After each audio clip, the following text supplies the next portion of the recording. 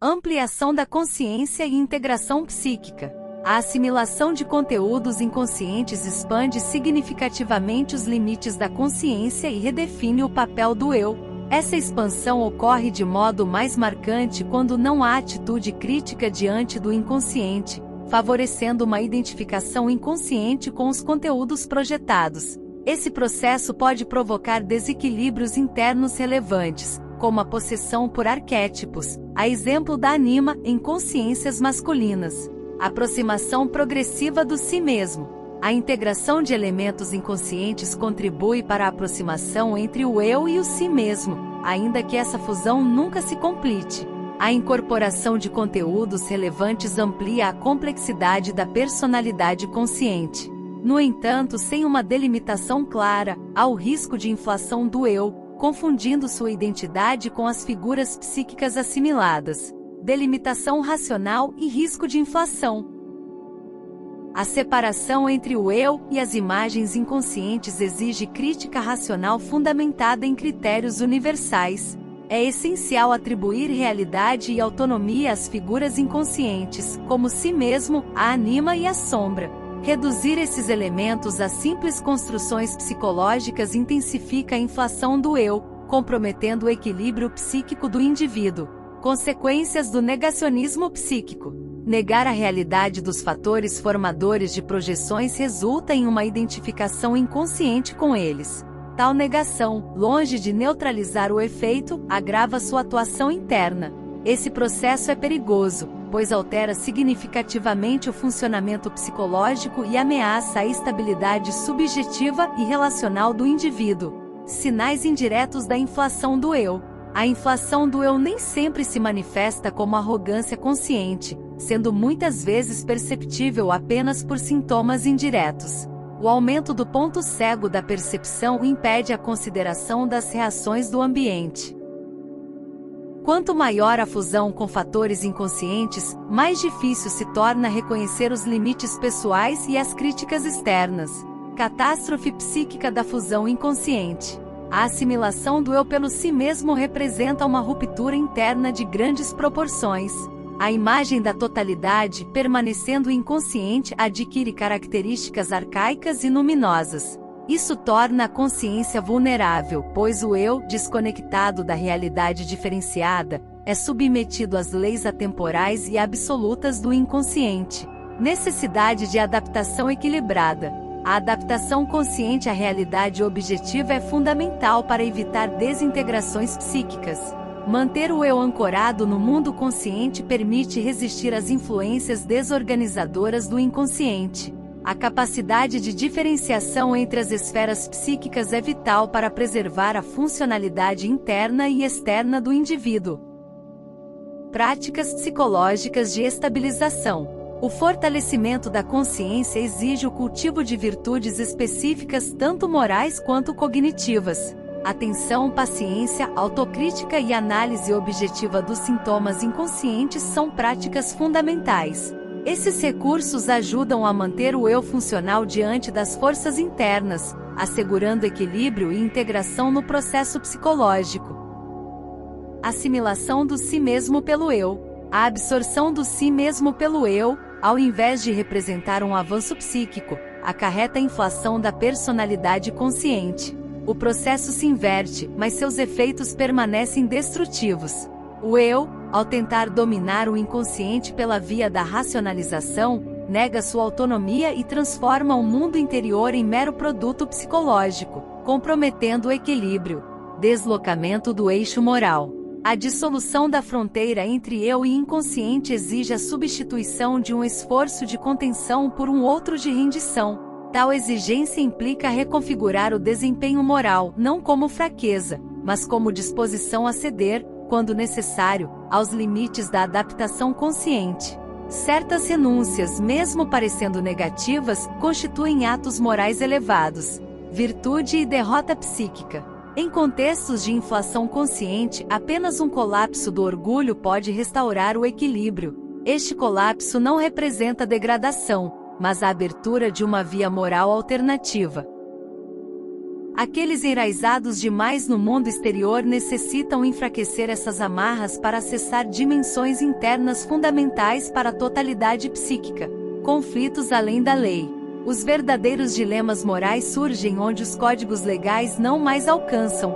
Tais conflitos envolvem decisões entre deveres incompatíveis, impossibilitando apoio em normas estabelecidas.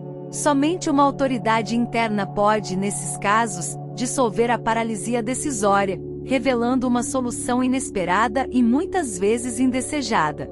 Ação das forças inconscientes. A intervenção da psique inconsciente em momentos decisivos pode ser compreendida como ato de forças naturais incontroláveis. Essa ação manifesta-se como fato consumado, frequentemente atribuído à vontade de Deus, ou à operação de forças superiores, desconsiderando o papel racional do sujeito e revelando um deslocamento de controle. Racionalização pós-fato. A consciência moderna tende a reinterpretar as decisões inconscientes como frutos de vontade racional. Esse impulso revela o temor de admitir falhas morais ou perdas de controle. O orgulho humano se âncora na ilusão de autonomia, e a reconfiguração dos fatos serve para preservar uma imagem idealizada da própria capacidade de escolha, obediência e afrouxamento moral. A aceitação da autoridade interior como vontade divina oferece conforto e significado ao ato decidido. No entanto, há o risco de transformar esta aceitação em justificativa para motivações egoístas. Apesar disso, na maioria dos casos, são forças instintivas, e não intenções conscientes, que determinam o rumo das decisões interiores. Participação no conflito interno. Mesmo sem clareza sobre a origem das decisões, o indivíduo não permanece neutro. Ele participa do embate entre tendências opostas, investindo sua sensação de liberdade moral no desfecho. A ideia de livre-arbítrio se mantém, embora a motivação subjacente, frequentemente inconsciente, influencie decisivamente o resultado final. Imprevisibilidade das forças naturais. Determinadas ocorrências interiores podem ser interpretadas tanto como atos divinos quanto como eventos naturais incontroláveis. A questão permanece insolúvel, pois as origens do sentimento de liberdade moral são desconhecidas. No entanto, sua existência é tão inquestionável quanto a dos instintos, cuja compulsividade se apresenta como evidente. A tradição psíquica ancestral. A identificação de impulsos internos como manifestação da vontade de Deus corresponde a uma atitude psíquica amplamente difundida nas culturas humanas. Este modo tradicional de lidar com forças internas demonstra sua eficácia adaptativa. A sobrevivência desse padrão justifica sua permanência e valida seu reconhecimento psicológico. Valor psicológico da tradição. Verdades de natureza psíquica não aspiram a categorias metafísicas. Sua validade reside na utilidade prática, isto é, em sua eficácia para pensar, sentir e agir em harmonia com a experiência vivida.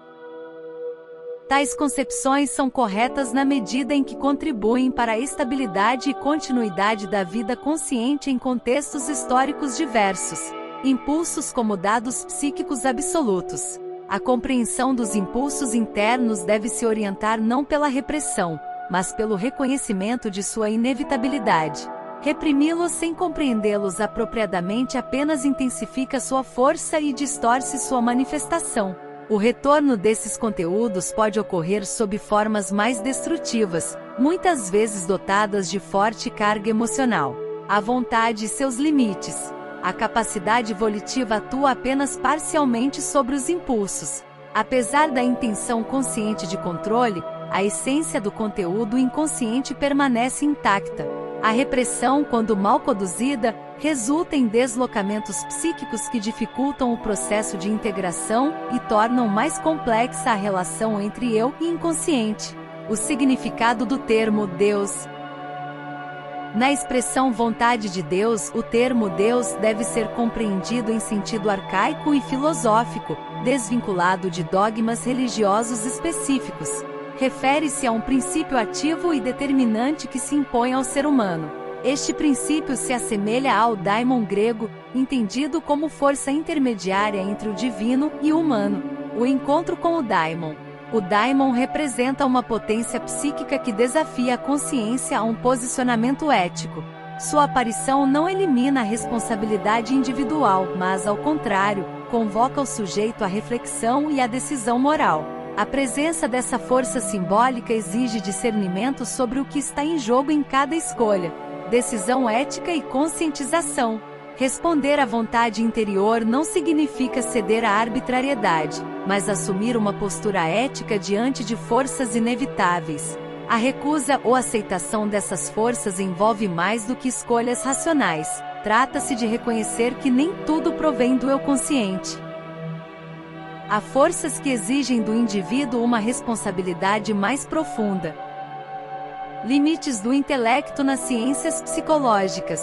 Na psicologia, o ponto de vista exclusivamente biológico ou naturalista é considerado insuficiente, pois tende a reduzir o fenômeno psíquico a um exercício meramente intelectual.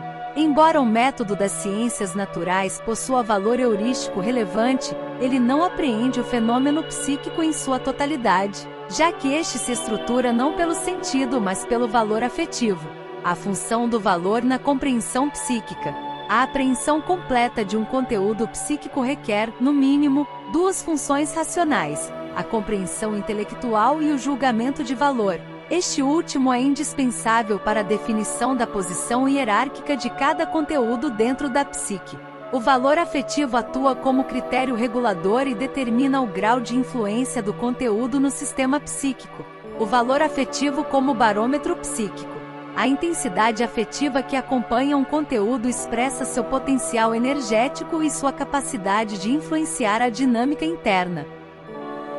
Por exemplo, a sombra carrega, em geral, um valor negativo bem definido, enquanto anima e animus possuem uma tonalidade afetiva mais ambígua, muitas vezes revestida de fascínio, mistério e força luminosa.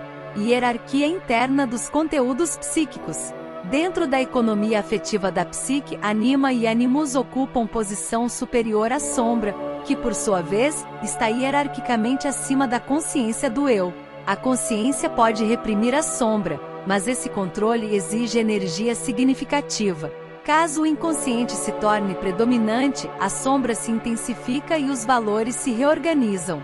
Inversão psíquica e estados alterados.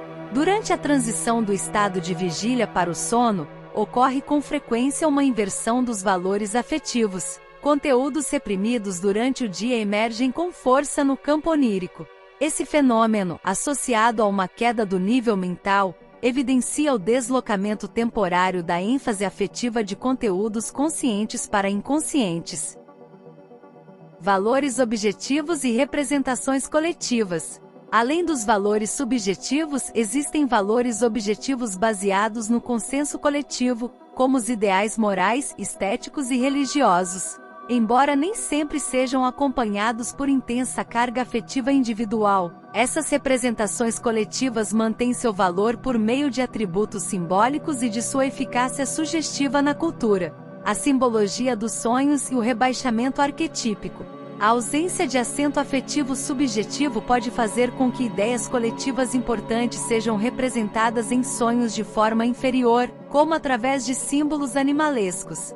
Nestes casos, é necessário restaurar tais ideias a seu contexto arquetípico original, tarefa frequentemente desempenhada por poetas, artistas e visionários. Função revitalizadora da arte e da profecia. A revalorização de ideias esvaziadas de sentido pela repetição social ocorre através da arte. Hölderlin, por exemplo, em seu Hino à Liberdade, devolve ao conceito de liberdade uma intensidade emocional e espiritual que o resgata do uso banal e o reconecta com sua dimensão simbólica e arquetípica.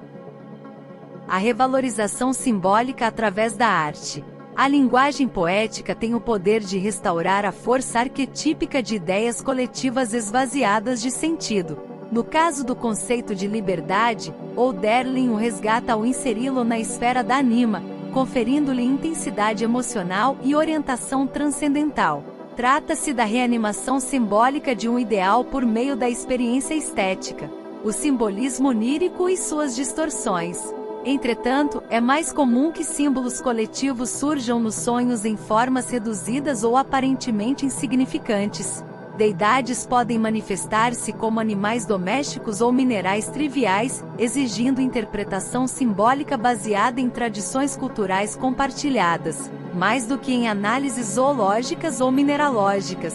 O simbolismo implícito nas escolhas cotidianas. Certos elementos cotidianos, como a escolha da cor de uma porta, podem carregar simbolismos inconscientes derivados do imaginário coletivo.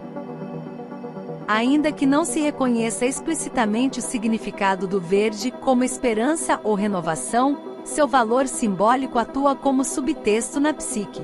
A inversão de valores entre consciência e inconsciente.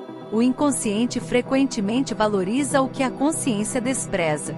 A sombra, anima e animus, relegados às zonas periféricas pela consciência, adquirem potência durante os estados alterados, como o sono. A psicologia reconhece essa oscilação como um mecanismo regular de reequilíbrio interno. A função estrutural do inconsciente na psique. A consciência repousa sobre uma base de inconsciência, da qual emerge e a qual retorna ciclicamente. A psicopatologia demonstra que conteúdos inconscientes podem dominar a consciência quando negligenciados. A atenção clínica ao inconsciente decorre dessa influência potencialmente desestabilizadora. Condições para a integração psíquica. A integração de um conteúdo psíquico exige o reconhecimento de seus aspectos intelectuais e afetivos. A unificação só é possível quando se torna consciente a duplicidade do conteúdo. Contudo, a união entre intelecto e sentimento é difícil, dada a tendência natural à sua dissociação, o confronto com as personificações do inconsciente. A realização da totalidade psíquica implica o enfrentamento consciente das figuras da anima e do animus. Estes representam polaridades internas e funcionam como mediadores na tensão entre razão e emoção. Encará-los é condição para alcançar a unificação dos opostos ou conjunctio oppositorum. A totalidade como símbolo empírico. A ideia de totalidade, embora pareça abstrata, manifesta-se empiricamente em símbolos como mandalas e estruturas quaternárias. Tais imagens, recorrentes nos sonhos e nas tradições culturais, expressam espontaneamente a unidade interior. A totalidade, enquanto realidade objetiva da psique, transcende anima e animus e culmina na imagem da criança divina, símbolo da síntese final. A totalidade como valor supremo. A unidade psíquica e a totalidade ocupam posição superior na hierarquia dos valores arquetípicos, sendo seus símbolos frequentemente indistintos da imago Dei. Experiências com mandalas, especialmente em momentos de crise ou reorientação, indicam que esses símbolos promovem ordem e coesão, funcionando como antídotos contra o caos interior. O processo de compreensão simbólica. Os mandalas surgem inicialmente de forma vaga, exigindo longo trabalho de integração psíquica para que seus significados se tornem claros. Esse processo vai além da apreensão intelectual, exigindo envolvimento afetivo para que os símbolos deixem de ser apenas nomes e se convertam em realidades vividas. A ilusão do intelecto como posse. A crença de que o entendimento racional equivale à posse do objeto é um equívoco recorrente. Nomear uma realidade psíquica não implica experienciá-la. Apesar do conforto que o intelecto oferece ao classificar símbolos, tal operação não produz transformação real no sujeito. A crítica ao reducionismo conceitual. A psicologia experimental demonstrou que conceitos são apenas representações parciais de realidades psíquicas. Embora úteis, esses termos não possuem substância vivencial. Tornam-se meros sopros de voz, quando desvinculados do afeto, não obrigando o sujeito à transformação que o símbolo exige. A função do sentimento na psicologia. Ao contrário das ciências naturais, a psicologia lida com conteúdos que transcendem a percepção e o pensamento. O sentimento, como função de valor, é essencial para a orientação da consciência. Sem ele, qualquer juízo psicológico torna-se incompleto, pois ignora o impacto afetivo do processo. A diferença entre conhecimento e vivência. A experiência direta tem peso muito superior à descrição teórica. Conhecer uma doença não equivale a vivê-la. Da mesma forma, apenas quando o sujeito é afetado por um conteúdo é que este adquire realidade psíquica. O afeto é o indicador da autenticidade da vivência interior, o medo do inconsciente e a resistência à transformação. Muitas pessoas temem confrontar o inconsciente, especialmente as figuras da sombra, anima e animus. A cisígia representa conteúdos intensos que podem emergir até em contextos psicóticos. Enfrentar tais imagens requer coragem moral e constitui passo decisivo no caminho da individuação. A experiência como fundamento da psicologia profunda. Os conceitos de sombra, cisígia e si mesmo derivam de vivências psíquicas concretas e só podem ser plenamente compreendidos a partir delas. A crítica teórica que ignora seu caráter empírico revela-se limitada, pois se volta contra nomes e não contra as realidades que esses nomes indicam. A limitação da transmissão intelectual. A descrição conceitual das experiências psíquicas carece de eficácia vivencial. As palavras funcionam como marcadores simbólicos de algo que não pode ser plenamente transmitido, sendo possível apenas por meio da experiência direta e individual, tal como o uso de um telescópio valida empiricamente o que antes era apenas hipótese.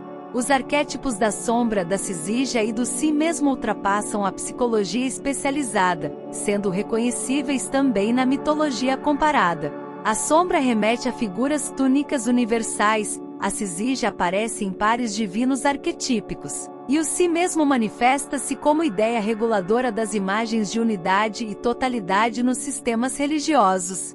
Conectar representações metafísicas aos processos psíquicos vivos permite restaurar seu significado original. Quando desligadas da experiência interior, tais ideias tornam-se vazias, servindo apenas como obstáculos à transformação. A crença nos conceitos não garante a vivência de seu conteúdo, a qual exige uma disposição interna específica. Muitos mantêm-se presos a ideias metafísicas obsoletas, que, embora outrora significativas, hoje perderam seu poder evocativo. À medida que se tornam incompreensíveis e sem vitalidade, paradoxalmente, são ainda mais rigidamente preservadas. Em contrapartida, ideias vivas não exigem tal apego, pois seu valor se manifesta de forma direta. O homem moderno não busca mais apenas ouvir mensagens religiosas, mas compreender seu significado real. Questionamentos sobre dogmas centrais, como salvação, trindade ou milagres, indicam um descompasso entre o simbolismo tradicional e a experiência cotidiana, estruturada pelas ciências e pelo mundo tangível. A descoberta do conteúdo simbólico dos sonhos trouxe nova vitalidade ao mito. Neles, temas arquetípicos emergem espontaneamente, revelando que a alma humana continua a produzir imagens semelhantes às dos sistemas religiosos e míticos, apesar da racionalização moderna da experiência. Eventos históricos do século XX revelaram que o mito não perdeu sua força, ressurgindo de forma coletiva e intensa. O inconsciente coletivo mostrou-se plenamente ativo, agora não mais apenas em indivíduos com distúrbios mentais, mas expandido em fenômenos de massa que revelam sua persistente influência sobre a psique. A desconexão entre os símbolos religiosos tradicionais e o inconsciente resultou na ascensão de um espírito de contrafação, marcado por arrogância, histeria e confusão moral. Esse espírito se manifesta em ideologias, produções artísticas vazias e utopias destrutivas, alimentando o homem massificado da era pós-cristã.